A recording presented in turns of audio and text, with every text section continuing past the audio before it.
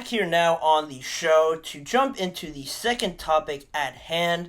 I mentioned a new series sort of starting up here with the show, the quarterback rankings or the positional rankings for each division. We're starting with the quarterbacks, and then once I get through all the quarterback rankings in each division, we'll move on to different positions all throughout the offseason, most likely. We're starting with the quarterbacks today in the NFC North. I feel like I've talked a lot about the NFC North, so I thought I'd continue it on here. With it being a very exciting quarterback class that they have now, with a couple rookies coming in, the season that the Lions had, as well as the Packers, how I sort of wanted to judge this ranking, just to give everyone a parameter of how I'm basing these rankings off of. The biggest decider is the quarterbacks. Which ones are the catalyst to winning? Who do you look at and say, we won because of that guy, not because of the defense playing great and the quarterback also was okay. We won the game, a bunch of games, because of this guy. He was the game changer, the catalyst to that, and also throwing in there a mix of talent, accomplishments, and also the results with what they have around them. So how well they performed with a much better team compared to the other guy who doesn't perform well with the same amount of talent on their team. That's what I mean by the results with the supporting cast around you. Those are the parameters, just to give you guys an idea of how I'm basing these rankings. So without further ado, I will get into those rankings as of now, to just move down from the last segment here and get into starting with the number 4 spot. I have JJ McCarthy out there for the Minnesota Vikings, and JJ being at number 4 really for me just comes down to the simple fact, as you can see on the screen there, that technically he's not the quarterback yet. You know, you have Sam Darnold being placed in there as the presumed starter as of right now, and because of that, you know, you look at kind of giving a tease to my number 3, Caleb Williams, who was already named the starter. JJ's not really there, although both of them have high expectations, and I expect JJ to be that number 1 quarterback at some point this season.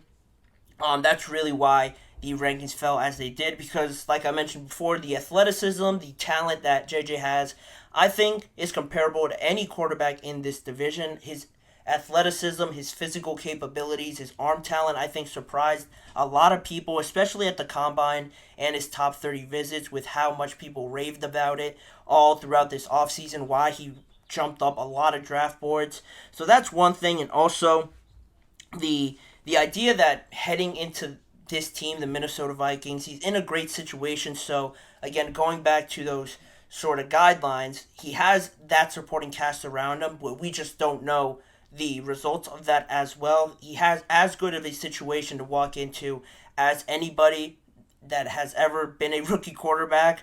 You have Justin Jefferson, Jordan Addison, TJ Hawkinson, Aaron Jones, a great offensive line. All the pieces are there. Just how quickly he pieces it all together will be a telling point about it, on how well maybe I revisit this at some point in the season and he jumps up maybe to number 2 or just somewhere up in the rankings. But for right now, I have him coming in at number 4.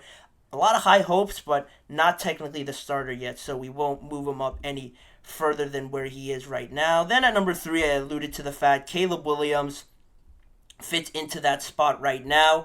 Caleb has been named the starter, and really he's just as advertised as you see. He is the number 1 overall pick. He so far in rookie minicamp and through OTAs, everyone talks very positively of him. This sort of aura that he brings to the Chicago Bears that hasn't really ever been there from the quarterback position. I think that's something to take note on as well. And also, in terms of results and, I guess, accomplishments, you know, you can't really judge that obviously yet because he hasn't played a single snap. But you just look at his college career, and also I should have mentioned this with JJ. With JJ specifically, Michigan, you see the results that he had there with a similar sort of setup in Minnesota. I think that really translates easily to the NFL, or a lot smoother than learning a new playbook, learning with an offense that might not be as talented as the one you came from in Michigan. It's pretty much the same for JJ as well as it is for Caleb. The results that he had at USC, and how, going back to that point, how much did he do with the supporting cast around him? You know, without Caleb, that supporting cast, I don't think we would be talking that much about USC if it wasn't for Caleb Williams. So because he was there, because I think he was able to exceed the expectations for this USC team and sort of carry them on his success, on his talent, and his athleticism, and everything that makes up a great quarterback.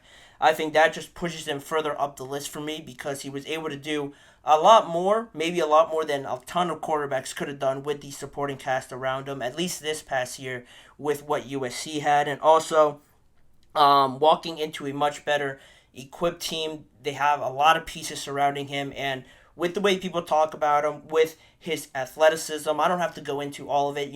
Everybody knows how talented he is, the arm, comparing him to Patrick Mahomes. He can do it with his legs as well, extending outside of the pocket. All of that good stuff is able to be characterized with Caleb Williams, and that's why I have him at 3 so far. But again, that caveat with this division and the rookies in it, you can't really put him that much higher because you haven't seen him play against grown men who have been doing this as a profession. But again, it is painting a very good picture for Caleb with what the Bears have done so far, trying to do everything they can to help him succeed. He slides in at my number 3 spot on my list. And then further down the line, we get into Jared Goff. Pretty much in the prime of his career. I think I mentioned before talking about him. He is, I want to say 29 years old, just got rewarded with a massive contract. And you look at the accomplishments that he has had, made it to the Super Bowl with the Rams. Although he didn't win it, he made it there already with, you could say, a much worse, not much worse, but a worse team than he has with the Detroit Lions. And then just this past year, 12-5 overall season. He had all the accolades with the Detroit Lions, bringing them back to a playoff game, winning the division for the first time in over 25 years. And also he just had personal bests personally in his career with just the completion percentage, 67.3%, second in the NFL in yards, over 4,500 yards, then fourth in the NFL in touchdowns thrown as well with 30. So he has the stats to back it up. And also a big point, maybe the biggest point on this list, is that just Jared Goff, you've really seen that growth with him since he got to Detroit. That whole idea that the Lions, not the Lions, that the Rams send him to the Lions to sort of just finish his career off there, and the kind of impression that people had of Jared Goff back then, now to see him grow and still develop at age 29 and coming off of the season that he had, I think that speaks volumes to the sort of leader that he is, what he's accomplished in that time, how much he's helped lead Detroit back into this spotlight at being one of the best teams in the NFC. I think that has a lot of merit. And also talent-wise, he might not be as athletic as Caleb or JJ because of the age, but also he's never really been a mobile sort of outside of the pocket quarterback. He has great arm talent. He's very good, very precise, very accurate. Everything's all based on timing. But that's really the only thing that you could sort of, comparing him to other quarterbacks, say that he doesn't really have. Other than that, he has the accomplishments, the arm talent, and the results with what he has. He took the Rams to the Super Bowl, a little bit worse than this team. Then with Detroit, I think exceeded expectations in each year that he was with Dan Campbell and with the Detroit Lions. Then they become very talented. They have a very good draft class last year, and with all that talent on his team, he leads them to the NFC Championship game. Again, those are very impressive results with what he has around him. With all that talent that you have surrounding you, you have to expect him to go deep into the playoffs. That's exactly what he did. I think he's in the prime of his career, and I think he'll only get better. Does he deserve that contract? Maybe that's a different discussion. I think he sort of does based on the situation, but I have him as my number 2 ranked quarterback in my rankings, which means that by default, with merit of his own, of course, Jordan Love takes that number 1 spot. And again, similarly a little bit to Jared Goff, how the season started, compared to Jared Goff, how his career started with the Detroit Lions this past season. Jordan Love was officially named the guy in Green Bay. Started 3-6, but then after that showed a lot of poise to really flip the script and won the last 6 of his last 8 games.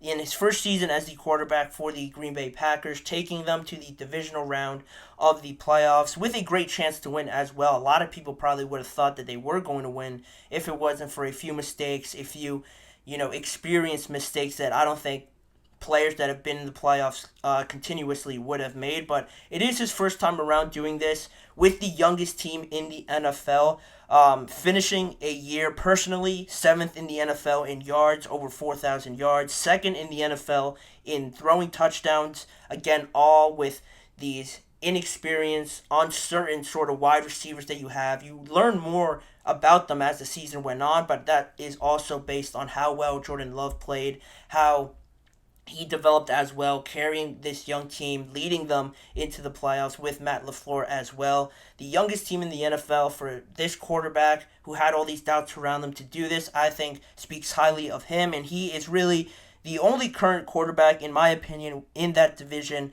that has the poise, the extendability, the arm, the leadership, all of that bunched into one. Plus, he has the results and the accomplishments on this past season to back it up.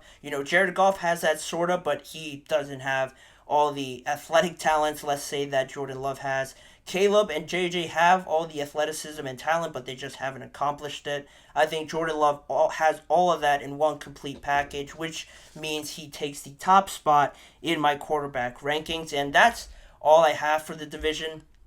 Obviously, with Jordan Love being the last one left, I put a lot of thought into it. Let me know what you guys think about this. Do you think it's pretty self-explanatory? I thought it was just because of the NFC North of the circumstances, but again, let me know what you guys think in the comments down below and afterward in the show if you're watching this at a later time. But anyway, we'll continue on with this show, and we'll talk about Cam Hayward, like I mentioned before, missing the OTAs for the first time in his career. That's coming up right after the break.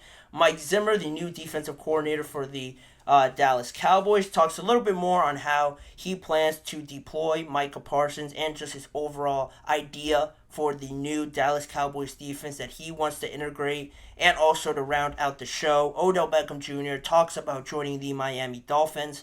I'll get into what he said and my thoughts on the whole situation with that Odell fitting into Miami sort of scenario. But for right now, we'll go into a quick break and we'll be right back in just a few seconds.